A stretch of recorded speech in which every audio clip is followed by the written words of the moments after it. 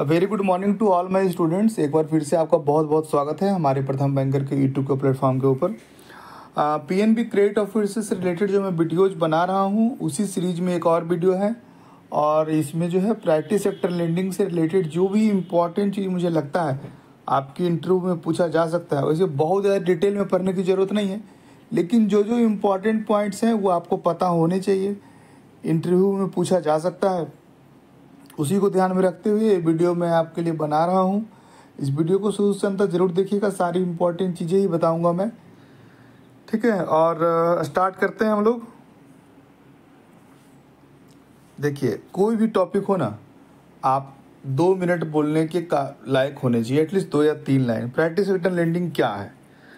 तो priority sector lending are those sectors which the government of India and Reserve Bank of India consider as important for achieving sustainable growth development goal of the country। ठीक है, private sector lending वैसे sectors हैं जो government of India और Reserve Bank of India उनको important मानता है to achieving sustainable development goals of the country. Country के पूरी तरह सतत विकास के लिए जो है कुछ ऐसे सेक्टर्स हैं जो छूट गए हैं पीछे, जिनमें क्रेडिट अच्छे से नहीं हुआ है, उन सेक्टर्स को हमारा गवर्नमेंट ऑफ इंडिया और Reserve Bank of India priority sector मानता है और उनके ऊपर लेंडिंग पे जो है वो विशेष जोर देता है। यही प्रायोरिटी सेक्टर लेंडिंग है। It enables better credit penetration to credit deficient area. ठीक है, जहाँ पे कि क्रेडिट कम हुआ है वैसे एरिया में क्रेडिट पेनिट्रेट करने के लिए, क्रेडिट बढ़ाने के लिए increase lending to small and marginal farmers and weaker sections, boost credit to renewable energy and health infrastructure and allied sectors that did need credit boost।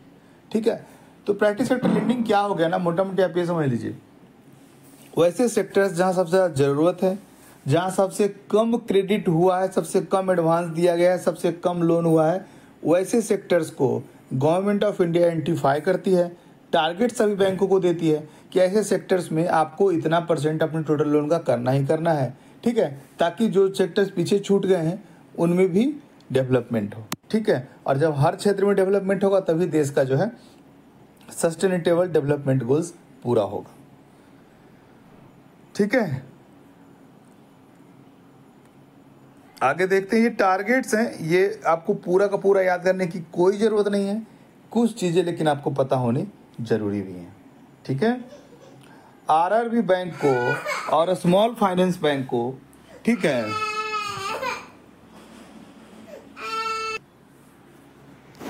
हाँ, तो डोमेस्टिक कॉमर्शियल जो भी बैंक है, आरआरबी और SFB small finance bank, दोनों को छोड़ करके और जो भी बैंक है उनका टोटल प्रायोरिटी सेक्टर जो है ना वो 40% का है।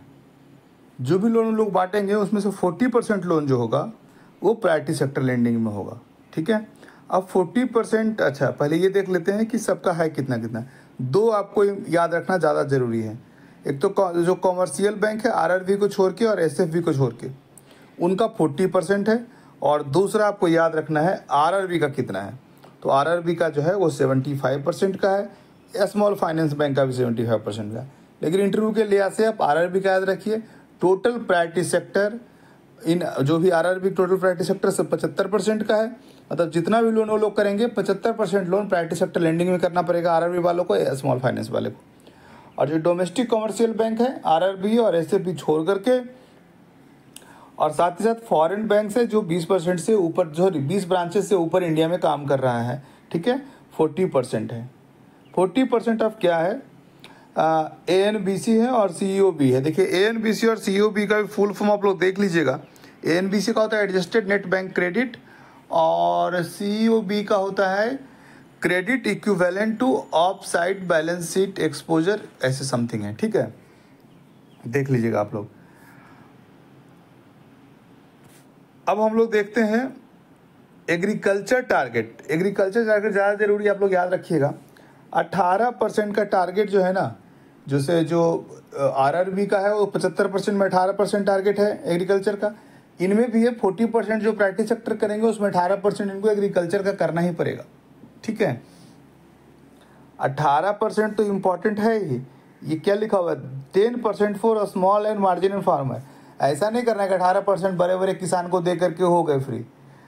18% में भी जो 10% होगा ना, 18% का 10% नहीं, 18% टोटल है, उसमें से 10% जो है स्मॉल एंड मार्जिनल फार्मर को लोन देना है।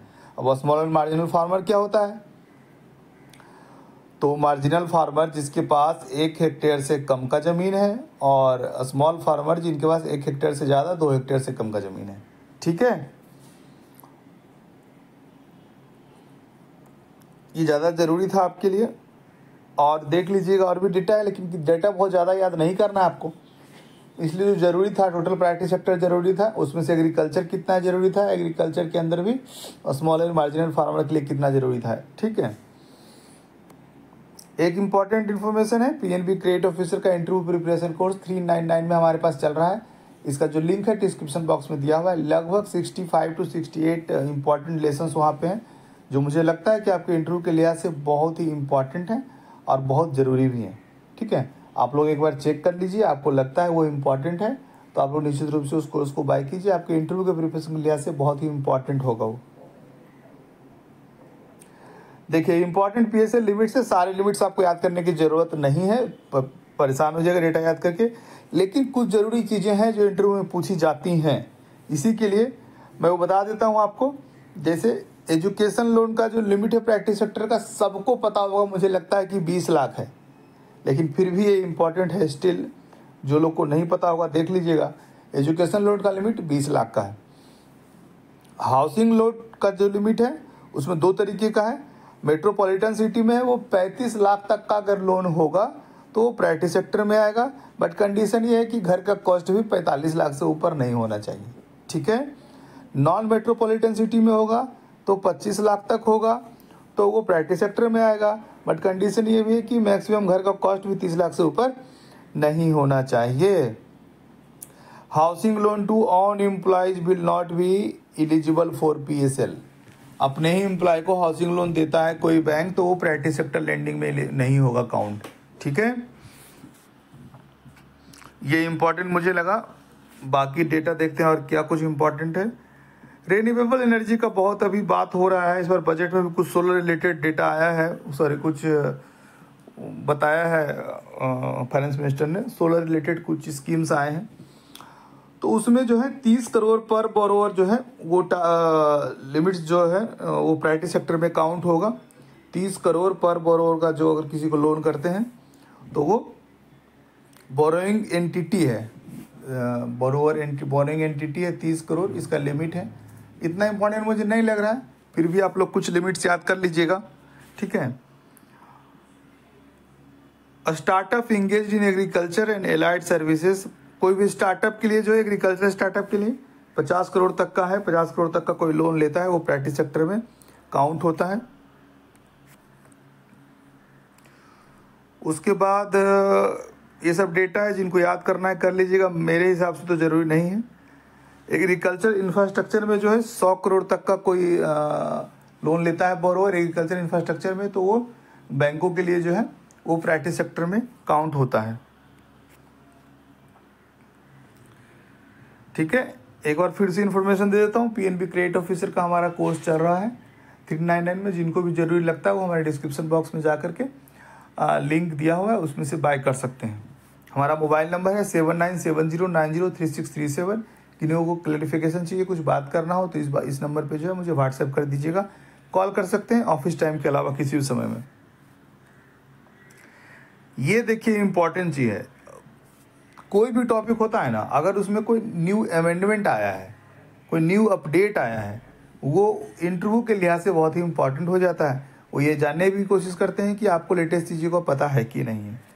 तो होता क्या है कि हिंदुस्तान में कई क्षेत्रों में लोन ज़्यादा हुआ है, कई क्षेत्रों में लोन बहुत कम हुआ है, या कई क्षेत्रों में लोन एवरेज हुआ है। तो गवर्नमेंट ऑफ इंडिया क्या करती है, बैंकों को इनकरेज करने के लिए, ताकि जहाँ पे लोन बहुत कम हुआ है वहाँ लोन ज़्यादा हो, और जहाँ लोन बहुत ज़्यादा हो गया है वहाँ थोड़ा कम भी हो तो चलेगा, मतलब बैलेंस करने के लिए क्या करती है ना, adjustment for weights in PSL achievement. मतलब जहाँ लोन कम हुआ है वहाँ तुम 100 रुपये का भी लोन करोगे तो हम तुम्हारे टारगेट में उसको 125% करके जोड़ेंगे। और जहाँ लोन ज़्यादा पहले ही हुआ है वहाँ तुम लोन करोगे तो हम तुम्हारे टारगेट्स में जो है वो 90 मतलब 100 रुपये करोगे तो 90 रुपये जोड़ेंगे, ताकि तुम इनकरेज हो वैसी जगह पे लोन करने के लिए, टारगेट्स पूरा करने के लिए जहाँ पे कि लोन कम हुआ है।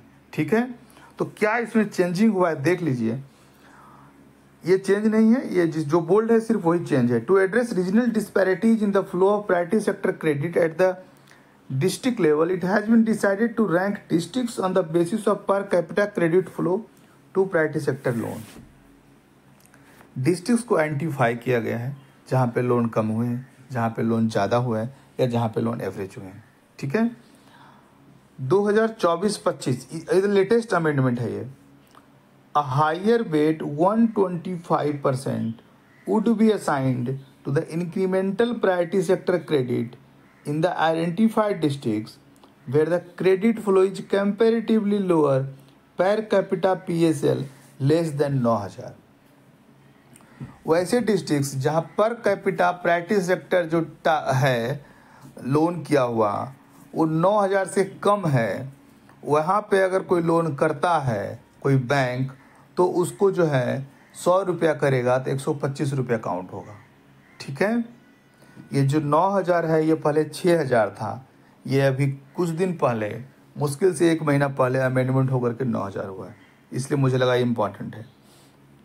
नेक्स्ट पॉइंट है a lower weight 90% would be assigned for incremental priority sector credit in the identified district where the credit flow is comparatively higher per capita PSL greater than 42,000। ये 42,000 से ऊपर जहाँ पे ऑलरेडी मतलब loans बटे हुए हैं उस जगह पे जो है अगर आप लोन करेंगे तो आप 100 रुपये लोन करेंगे तो 90 रुपया ही काउंट होगा PSL के टारगेट्स को काउंट करते समय। ठीक है, तो यही अमेंडमेंट था जो मुझे लगा इंपॉर्टेंट है। इसके अलावा जो भी डिस्ट्रिक्ट्स हैं वहाँ पे एज इट इज रहेगा, जितना करेंगे उतना ही काउंट होगा। कभी कभी इंटरव्यू में पूछा जा सकता है आपसे PSLC क्या होता है, प्रायोरिटी सेक्टर लेंडिंग सर्टिफिकेट्स क्या होता है।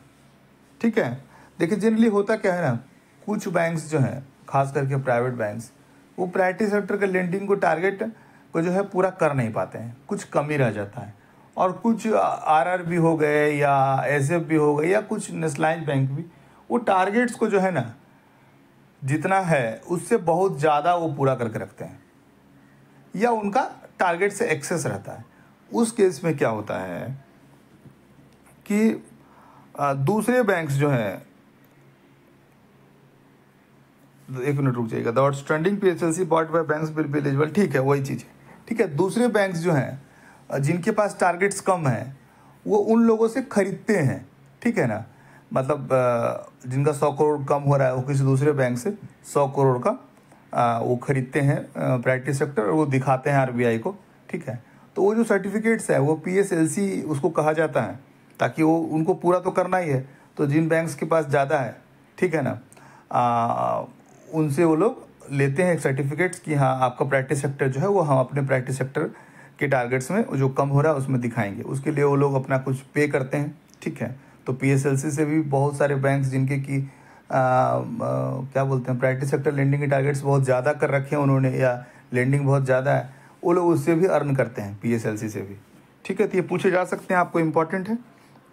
ठीक है, thank you so much for watching this video. ये भी इंपॉर्टेंट था। एक वीडियो में और आज प्रिपेयर कर रहा हूँ आपके लिए, वो बजट चूँकि आया है और मुझे लगता है कि इंटरव्यू में आप लोग से बहुत कुछ तो बजट में से नहीं, लेकिन जो बैंक से रिलेटेड चीज़ है वो इंटरव्यू में आपसे पूछा जा सकता है। तो मैं आज ही एक और वीडियो बना देता हूँ आप लोग के लिए। ठीक है, थैंक यू सो मच।